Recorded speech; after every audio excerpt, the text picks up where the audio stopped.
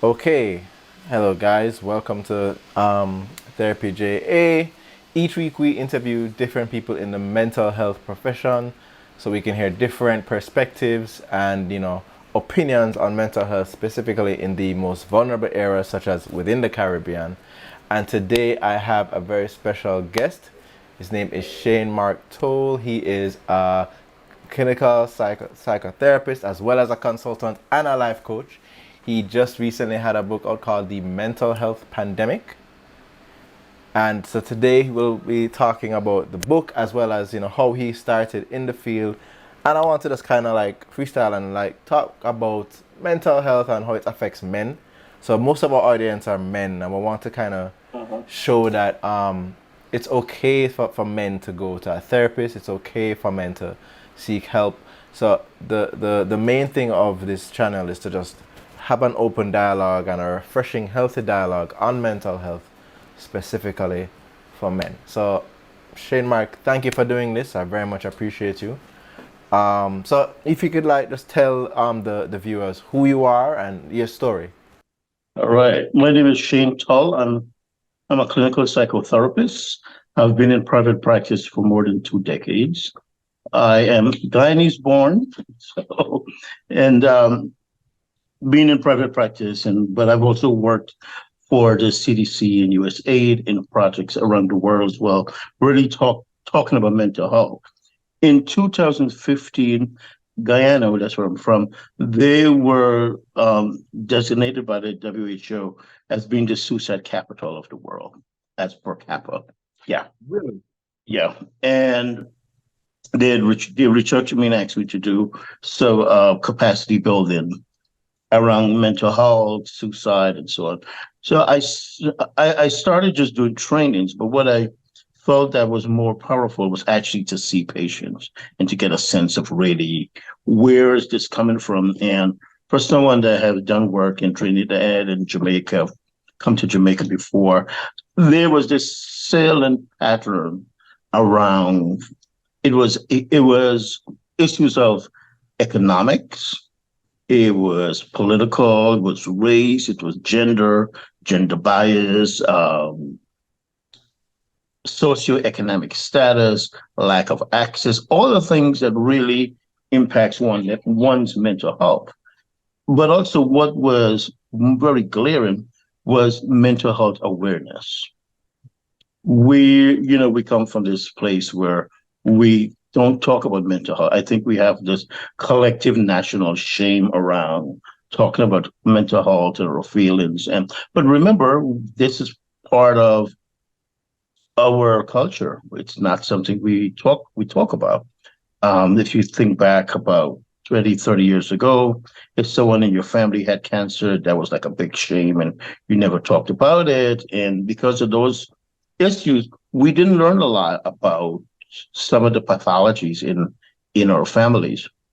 But I really thought that really forcing this conversation and making it something, moving it from the back burner to the front and really making it a part of our national dialogue would be helpful. Because I really think when we were able to do that, that's important. I was in Jamaica last year. I was very happy to see that there were billboard signs about around mental health. So I thought, hey, this is really cool. Because I think that's the kind of PSA that we need to have. We need to have this national PSA around mental health and probably engage in um, sports and local celebrities around doing these PSAs, talking about it's okay not to be okay. It is okay to say I'm not okay, but it's also okay to get help. And I think those things are important. So I have to ask you, when you were finding out what was causing such the massive suicide rates in Guyana, what were the common factors? And all the ones I mentioned, it was race, it was political, it was socioeconomic. No, It, no, yeah, so I understood that, but I meant like, was it poor? Was it because they were poor? Was it because they had no access? So I understand what you're saying. It was socioeconomic and stuff, but I just meant a bit more specific, like.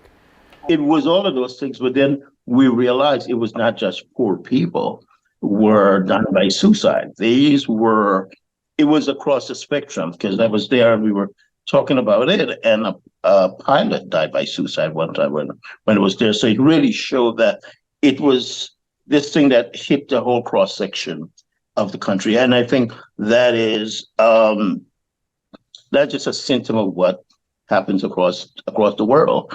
I think, especially after, during and after the pandemic, I believe one of the things that we learned about the pandemic and through it is that mental health has become the pandemic within the pandemic.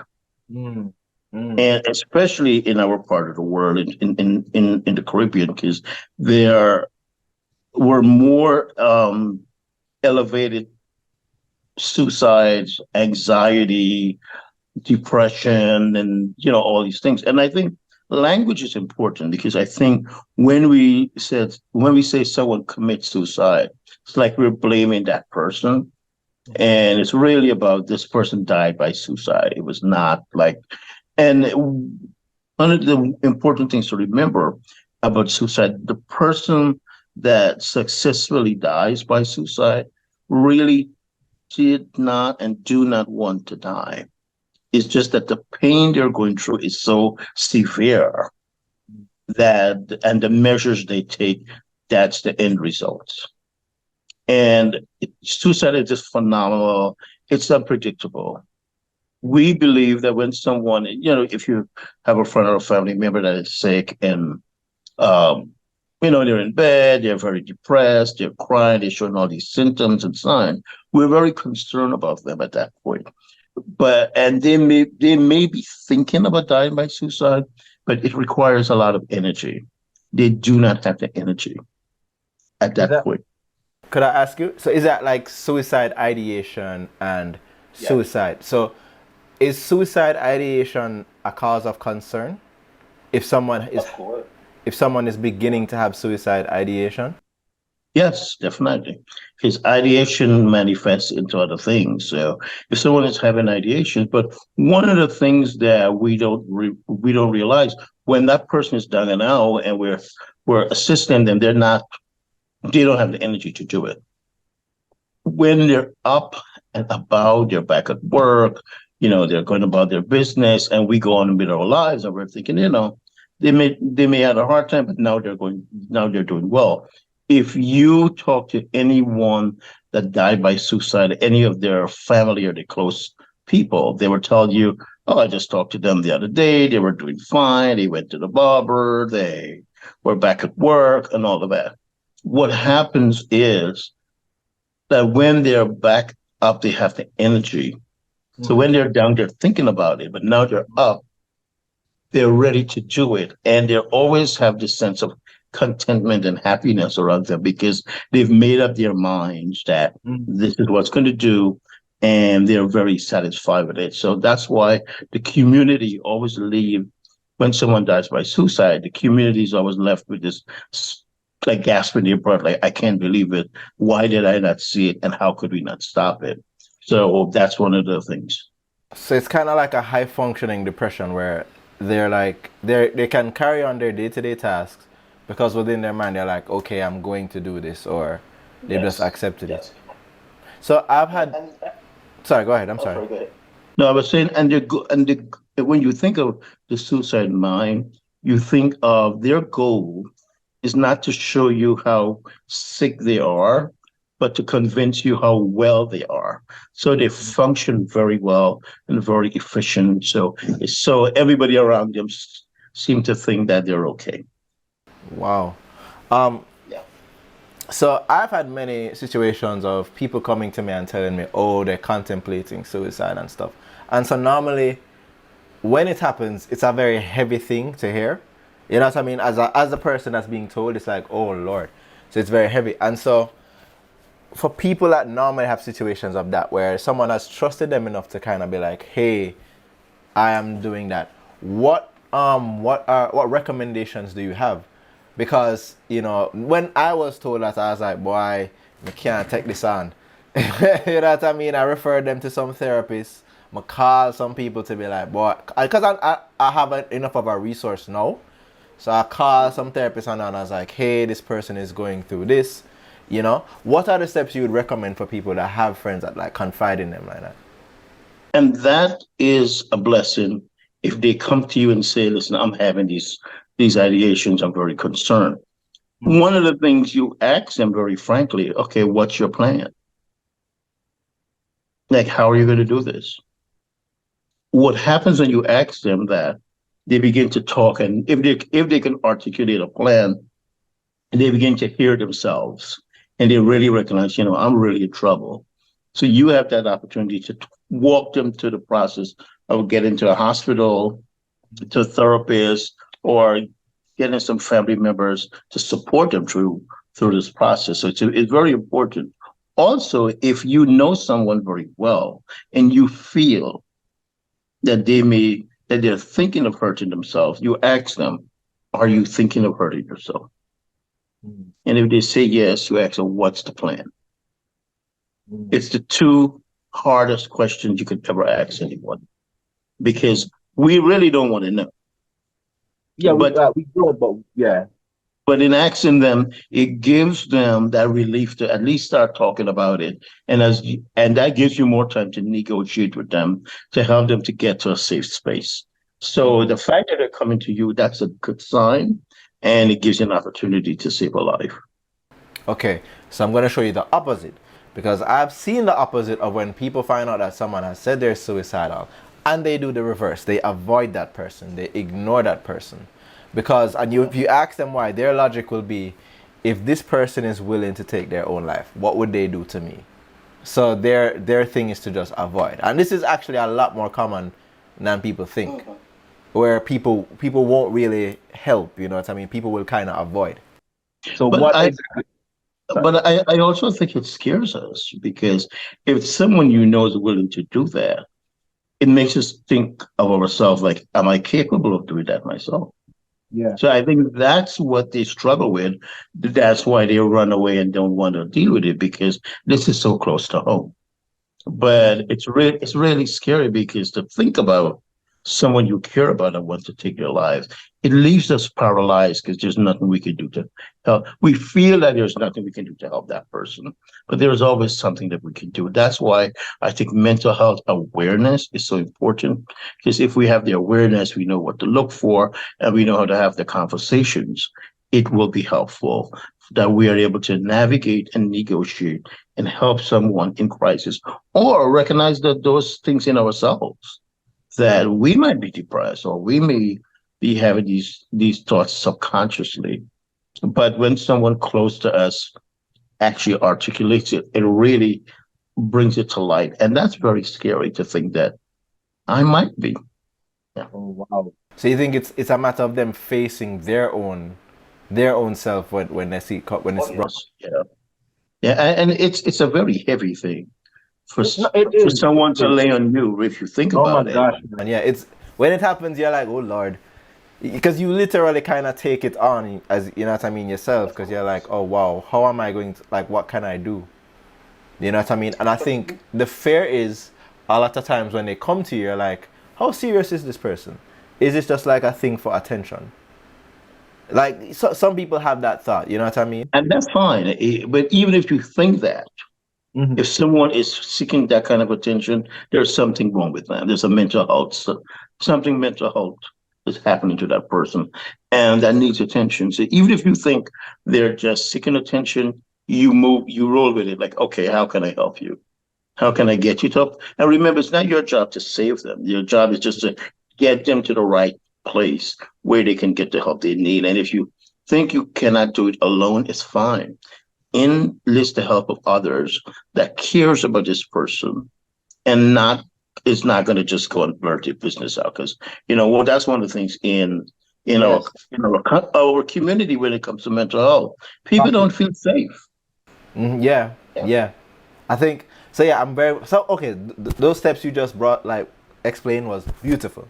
Like, thank you. That was very well thought. And I have to like I'm gonna like voice the many things I have heard from people in the Caribbean, like in Jamaica. As much as I hate, like I think it's ridiculous, I'm gonna just voice what people have said, you know what I mean, when it comes to mental health and and stuff like that. So I don't, because when if someone comes to me with suicide, I'm not like, oh, this person is doing it for attention. I don't believe that, but you know what I mean. But these are what people have said to me, and I'm just like, okay, just trying to understand their logic.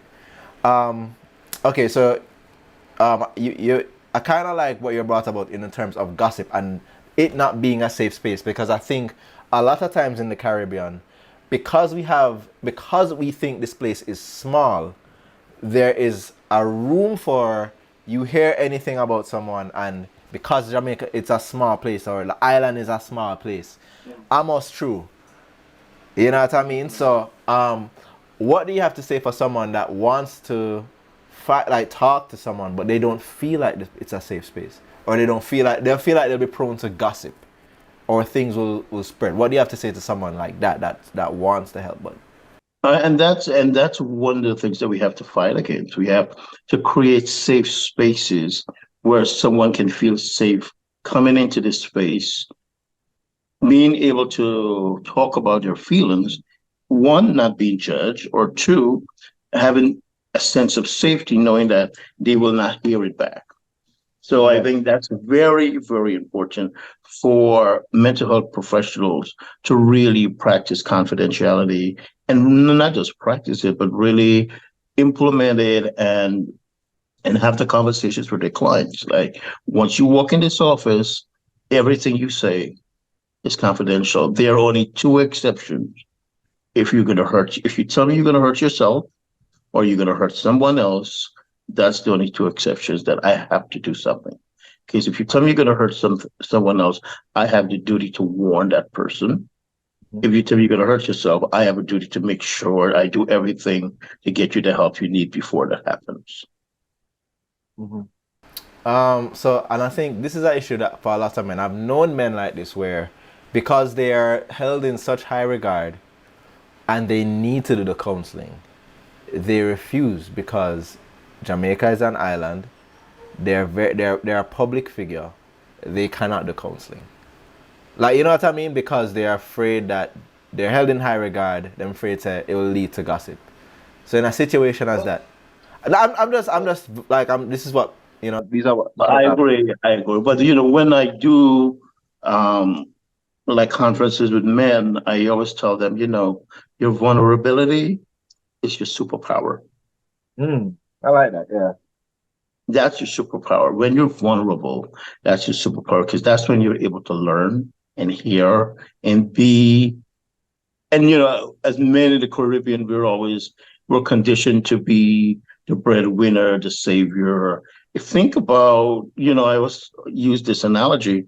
Think about a 5-year-old boy running, fall down, bruise his knees, get up, start crying. What are the messages he gets very early? Don't like you shouldn't. Boys don't cry. Boys don't cry. Be a man. You'll be okay. So very early, we're conditioned to suppress our emotions. Now you take that 5-year-old boy. 20 years later, his girlfriend or his wife is saying, "You men don't talk." Well, we haven't had the permission to talk and to express our emotions and our feelings without being tortured about it or mocked about it. So that's what we get. So when we're able, but what I did find in a cross study I did in Guyana, in doing small groups with men, what I found, once you created a safe space, they showed up and they were effusive.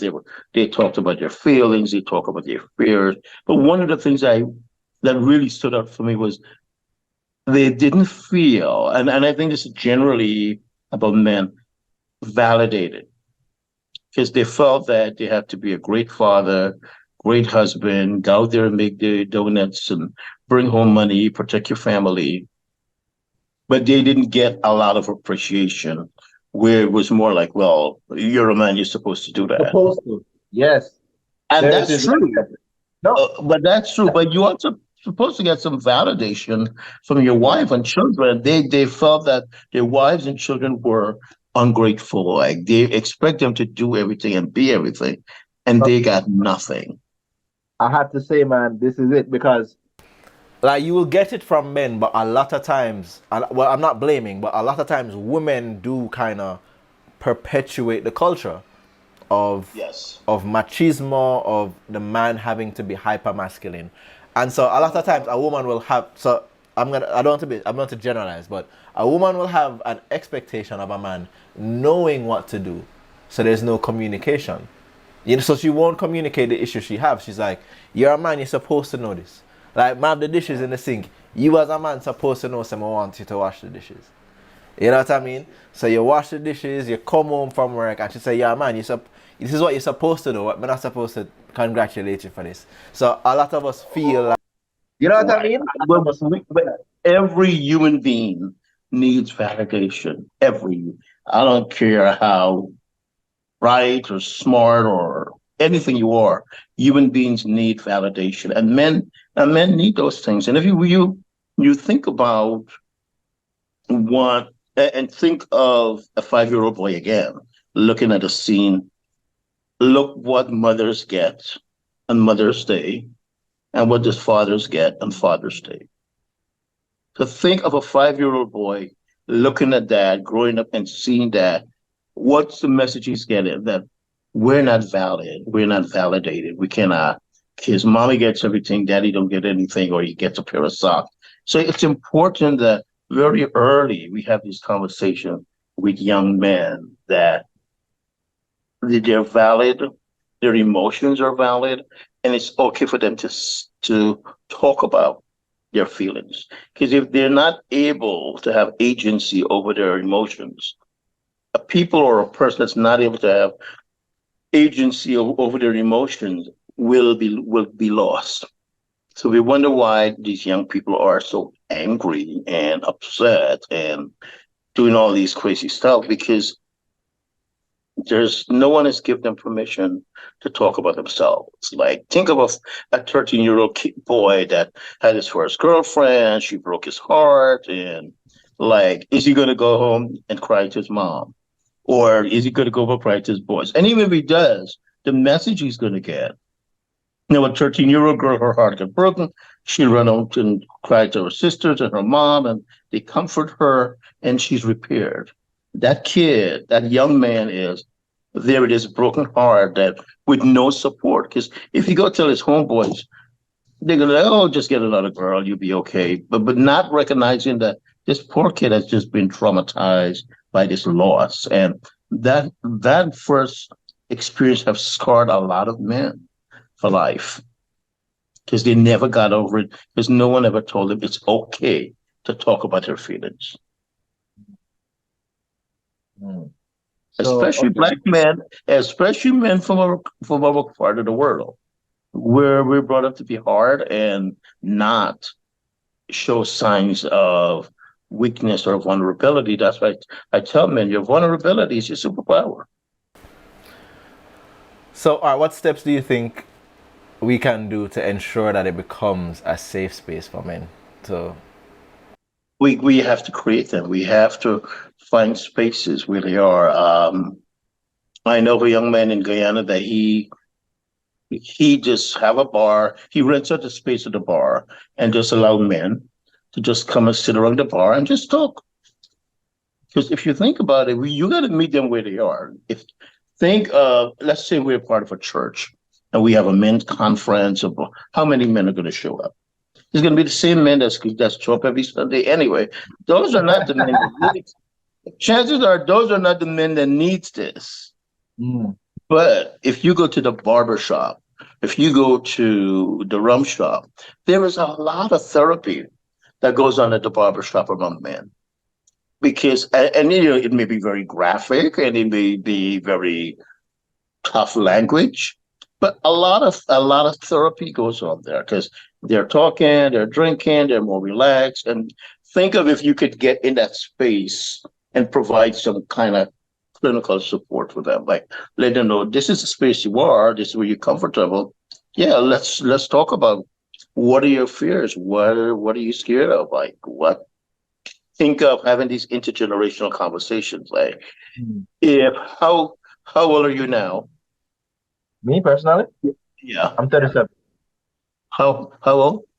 37. 37. So think about what you would tell a 19-year-old kid. What would you tell a 19-year-old now? That's probably coming out of the ghetto, want to have a baby, but have no skills or have no education. Like, I tell what him would you not to tell have, them?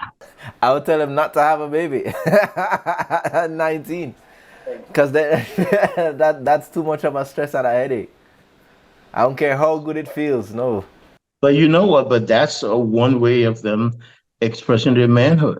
I'm Yeah, 20, I gotta get a gelding. They don't have to. job. Yeah, they But don't have to. maybe if you could tell them, listen, well, maybe you probably want to go to trade school and get us some skills and put some money in the bank and kind of have a career. Like put the baby thing off until you're 25 and see how much you're able to accomplish and Yeah. what you're going to offer this child at 25. No, 100%, 100. Yeah, I would never. Yeah, I don't think any of us would recommend anybody having a child in their 20s. Not in this economy. 30s, sure. And that is just from an economic perspective. What about an emotional perspective? If this 19-year-old never had a father, never had anyone to show him how what manhood looks like, or an appropriate version of manhood, then he's going to be perpetuating that thing, that same belief to this kid that he's bringing into this world. So Yeah. No, man, that's. Yeah, I think a lot of my friends, yeah, you get the gelding tag. Them say, yeah, gelding. A gelding is somebody that don't have any kids or can't have any kids. And say, yo, man, you're a big man or you don't have any youth yet. I don't know what they say in Guyana, but that what them say. Similar, right? Oh, you're a big man or you don't have any youth yet. You know what I mean? You're gelding. You're on the gelding truck. But, you know what I mean? I'm glad because I know the stress I've seen people have in terms of raising a child and just how, especially a child, you're basically taking care of another person from the ages of 1 to I say about like 9, 10, until they're able to maybe kind of to take care of themselves. So 10 years of your life is like you are taking care of that child. So you don't really have time for yourself after that. once you have a child, you'll be taking care of that child forever. Okay, it's not just people. No, they're going to be 21 and 22. Like my son is 28, and he's still calling because he fall back on some bill or you need money to borrow, and You look like you give good they're going to advice. be part of your life all the time, all the time. But it's also could be the most rewarding experience in your life to be a parent. But you have to be equipped. You got to be not just financially but emotionally equipped because you're responsible for this life that just literally looking up to you for guidance. And like my son and I, we established very early that being a son didn't come with a book, being a dad didn't come with a book. So we just have to fill this out. We just have to kind of figure it out together. Yeah. 28 years later, we're still trying to figure this thing called. How old were you when you had your son? Huh? How old were you when you had your son? Very about 20. I'm old. I'm an old man. I'm over 50. Trust me. Oh, Yeah. oh, oh, oh. Like 38 years. Oh, man. Yeah. It's amazing because just the other day he was 8, and I look around, he's this grown man. But yeah, but He has kids too? I'm sorry. Does he have kids as well? Oh, he's not allowed to. I can't be I'm too young to be a grandfather. And that's a going deal, okay? You gotta wait a little more. But So, could you tell me about the book, the mental health pandemic? the mental health pandemic, it came out of just I was in New York, I live here, when the pandemic started, and just seeing how the world shut down in one day. Like, New York is a city that never sleeps, and Yeah, yeah. it went silent for days. And just looking outside and looking at the news and just and I had to lock up my office and come home, and it was just really, really scary. So, I started to talk to people. That's when we kind of learned about Zoom and all these other things to just communicate.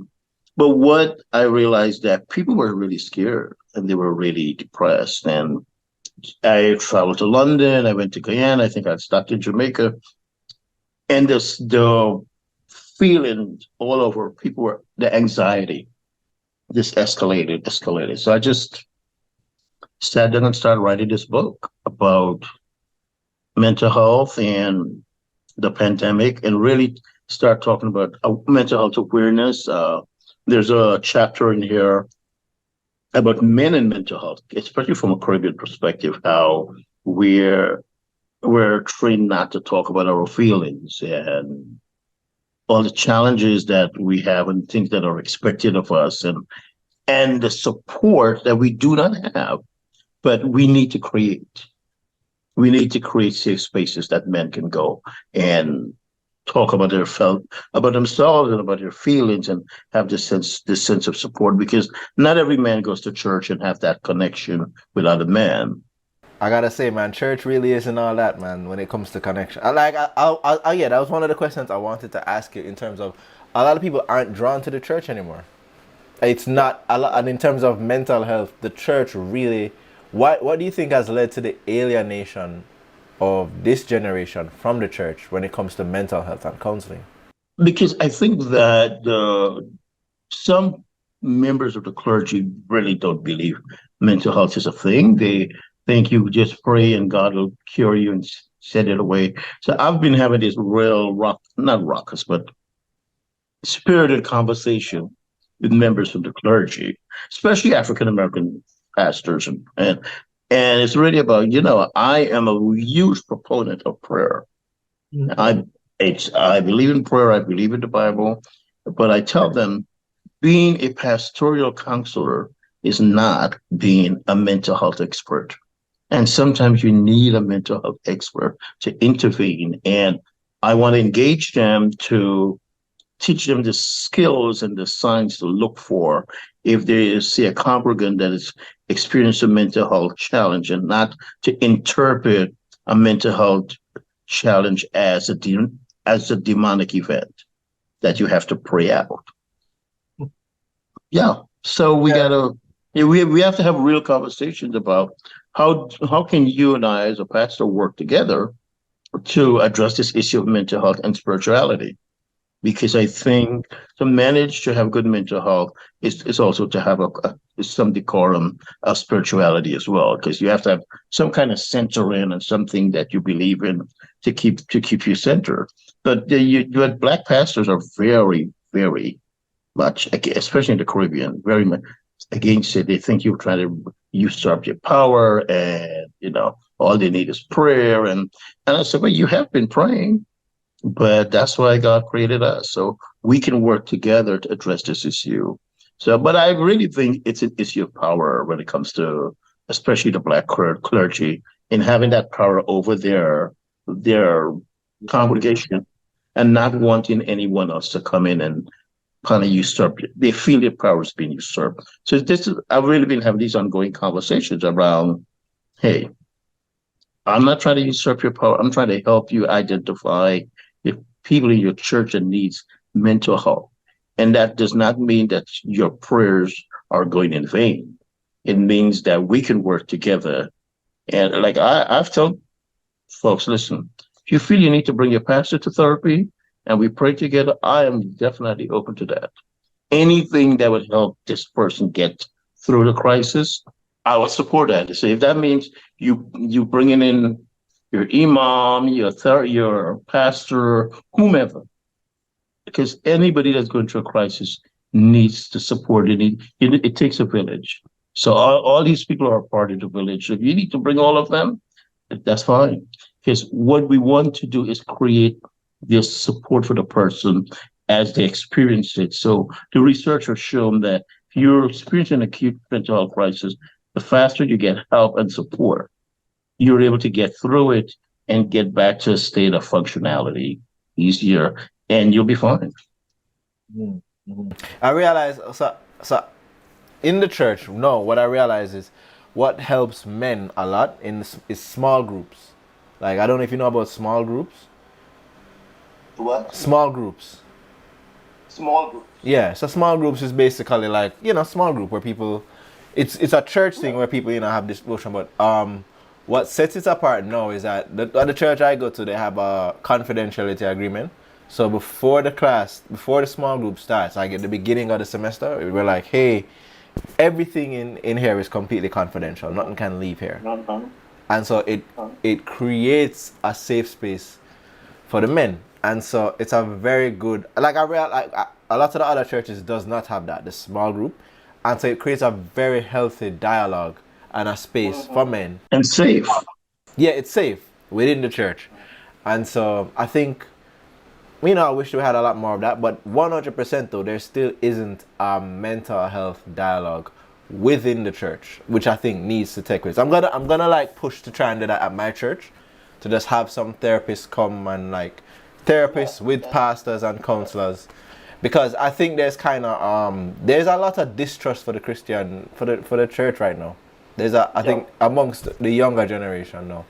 And I think it's important for a mental health person to come in and have those same small group conversations with the leaders of the church, not necessarily with the congregation, because I find the pastors they're more resistant to that. But if you just have these one-on-one conversations with them and like the church officiating body, they'll probably be more receptive, because at least somebody may say, well, it kind of makes sense, because I'm hard pressed to think that they have not encountered someone experiencing a mental health event in their travels of life. Because remember, the church is like one of the gatekeepers of our community. Mm-hmm. So you always have to find a way to get to the church, to get to the community.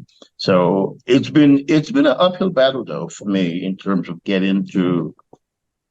I think when I get them one-on-one, they listen because they think it's a stimulating conversation, and they come up with a lot of scriptures, and I agree with them. And I'm like, yeah, but still, we can use the principles of the Bible to save souls, and we can use the talents and the theory of mental health to save souls.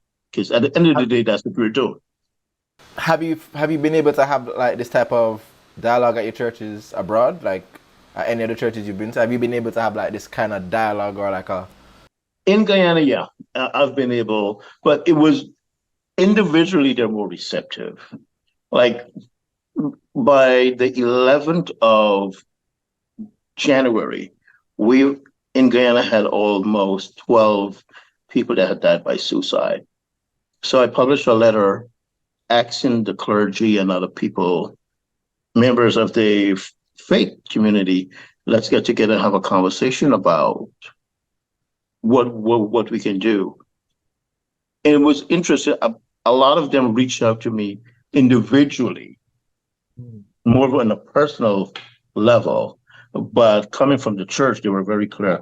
Oh, we're going to get a lot of pushback in that, because it's going to look like we're not doing our job, and we should be saving souls. And yeah, so it's kind of, yeah.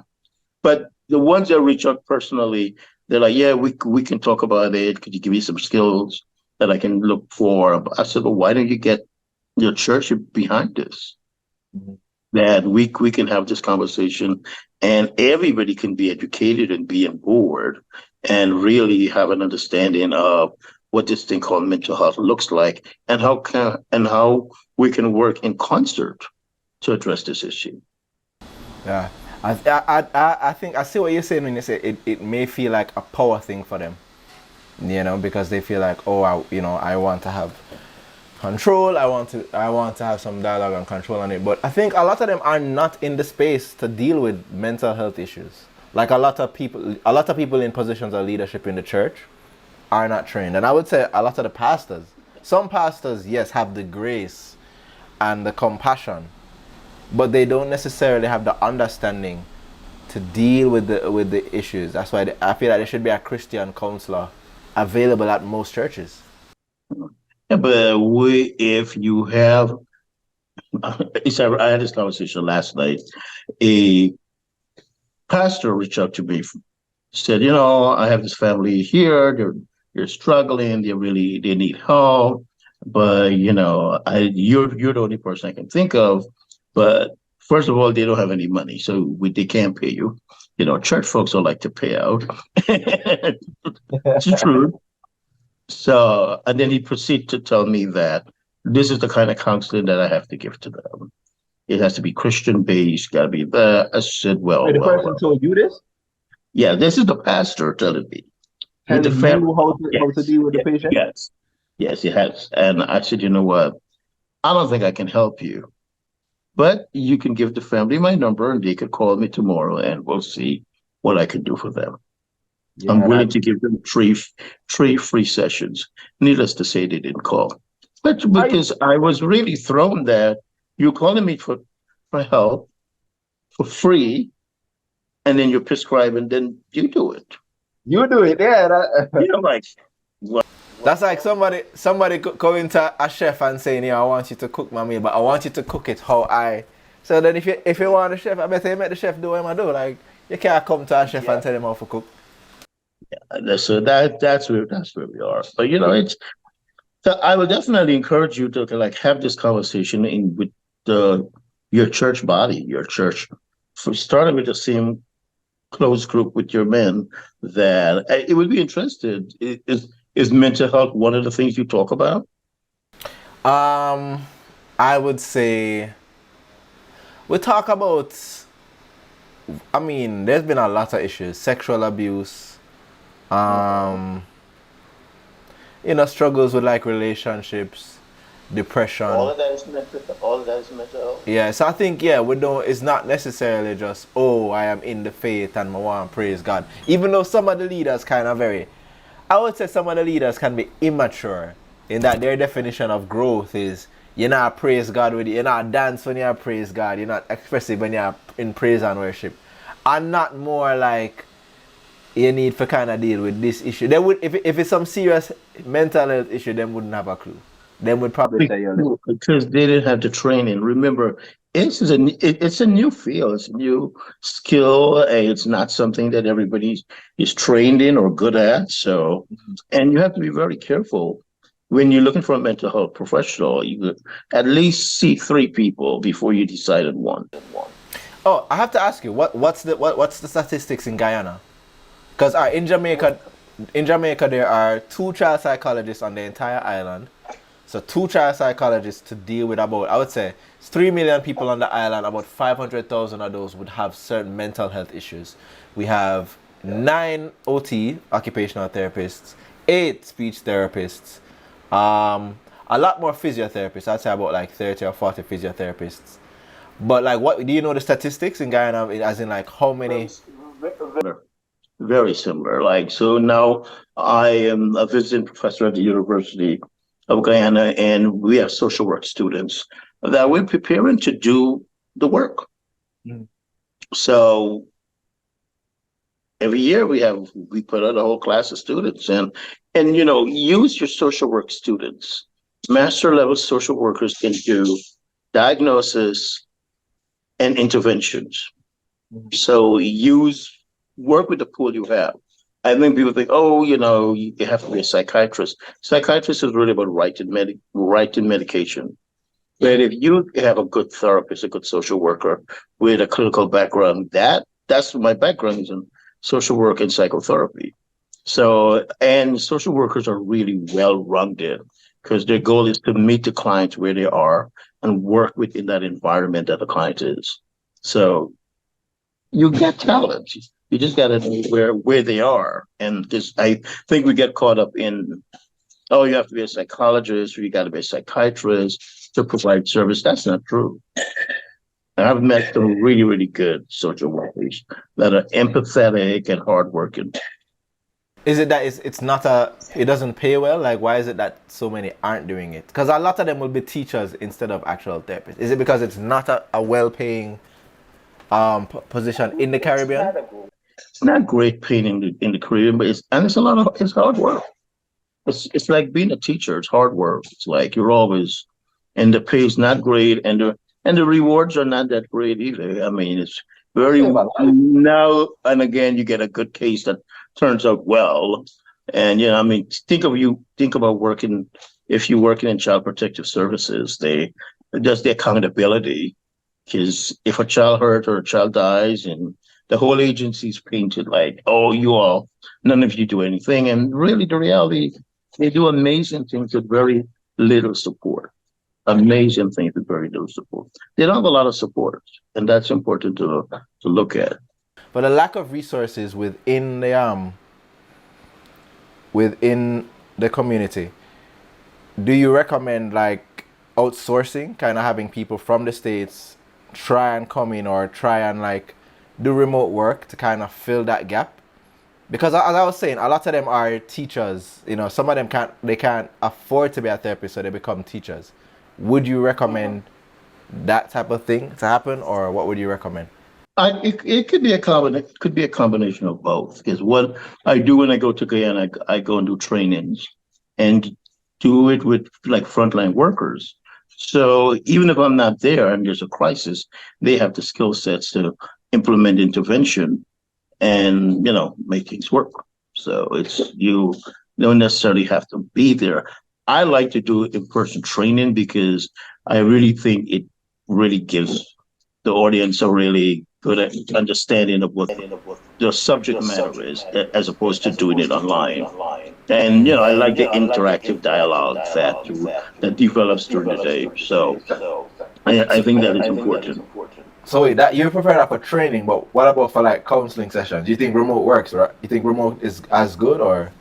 I think at this point everything is remote. I think remote is as good because now I cannot get any of my patients to come to an office. Okay, everybody wants. But I think it helps, especially in the Caribbean, because I remember one time when I was in high school. Privacy in the Caribbean, it works really well because they can be in the room or they can be in the office, and nobody knows who they're aligned with. So that worked really well in the Caribbean. The only thing with the Caribbean, they can't afford to pay at the rates that we're accustomed to. That's the challenge. Okay, so yeah. By the way, yeah. What is like what do you consider? Because that is a main thing. I remember I did some research on I asked I did like a survey on what most people want. Because when I built the website, I made it basically where anyone could log on, find a therapist. You know what I mean? You could find their contact info and reach out. I changed it now to making it more of a review system as well, where you can message the therapist on the website. But when you ask people, the main thing is they would love to have someone to talk to. They would love to have a therapist them see like once or twice a month. But it's just the cost. So how do you work that out? Because I know you love to help people. I know you love to make a difference. But me know enough therapists or off the clock, them I tell me say, boy, I can't do any more free work. Okay, I tell folks that if you're in a crisis, I'll help you navigate the crisis. But most people need follow up. That's why you guys have a school of social work at UE, right? Yeah. Yeah, tap into them. They're well trained and they're pretty good at what they do. So talk to one of the faculty members and see if you can do like a hotline and have them be answering the calls in the hotline, even if it's just once or twice a week. It could be like an internship thing. Wow, that's think about it. Yeah, that's a decent suggestion. So, do you accept bookings? Could I refer some people to you? I can't. You can't. Man, listen. Only the winter. So everybody, and every time I do one of these shows, even like the one I did 2 days ago with CVM or CMV, Yeah. people are calling me, and I do them in Guyana. The same thing. I just have to refute. Yeah, No? I can't take everybody. It's like I have a full set, and I gotta make $1 too. Remember, okay. But what I could do is if you get a group of people together, like a group of social workers or counselors, I can do like different presentations. Because I think that's better to give the knowledge and the skill sets to the frontline workers, to the people there, so they can implement the intervention when you're not there. Could you do that for church, for like church leaders or stuff like that as Yeah, well? Or yeah, of course, yeah, yeah. So I that's think that would be something to think about because remember, they're still going to be there. If something happens, they're able to continue the intervention. mhm. That's yeah, that's actually a great idea. So Will, where can people find you? What's your IG? Yeah. So if you can get a group of folks together, I can donate an hour to talk about mental health and mental health awareness. So that way, because people think, oh, you have to see the patient and need the work, which is fine. But if you can empower the social worker, the school nurse, the teachers, the custodian, the guidance counselors, then they're there every day to see what you would miss. So that's been working for me in Guyana in terms of doing those That training. There is a lot, man. There's a huge gap in the market of male therapists. Yeah, I kind of enjoy when I have some male therapists. I kind of like, oh, we're okay. few and far. We're really few and far between, and we're overworked. Especially if you're a black male therapist, I get my inboxes are flooded. Like I can't take any more patients. So what I do, I tell people, get 10 folks together. I'll do a specific topic, and What's your social media? it's Shane Tollins on Facebook and Tull Clinical. I'll type it to you. And Tull Clinical Psychotherapy, both on Facebook. You're But on Instagram. huh? You're on Instagram. I'm on Instagram, but under my own name. Yeah, I'm just asking you so people can find you. Yeah, yeah. I'll send it to you. Yeah, but Okay. you put it out there, and then my inbox is flooded. So I mean, let's talk to your church. We'll come up with a group of folk, and we'll come up with like a budget, and we could put aside an hour or two to do like the interactive conversation just like this. I think that'll be powerful. And a lot of people do that. Yeah, a lot of organizations they would just engage me for 2 hours to talk about mental health awareness, and they pay and they come back a month later. You do it a month later. So they're follow-ups. Okay. yeah. All right, well, ladies and gentlemen, I really have to thank you, Mr. Mark Tull. Can I just call you Shane Tull or Mark Tull? What's your? Shane, Mark, fine. Oh yeah, I'm Garnet. I'm Garnet Stephen Roper, but I always tell people for just call me Stephen. Caribbean, we always have more than one name. Yeah. Yeah. But yeah, man, and the mental health pandemic, guys, it's on Amazon. You can find. I'll share a link on the YouTube video as well. Share a link to your book so that people can buy it as well. It's a very good book. Thank you. All right, so thank you so much for this, man. This was a great You're conversation. welcome.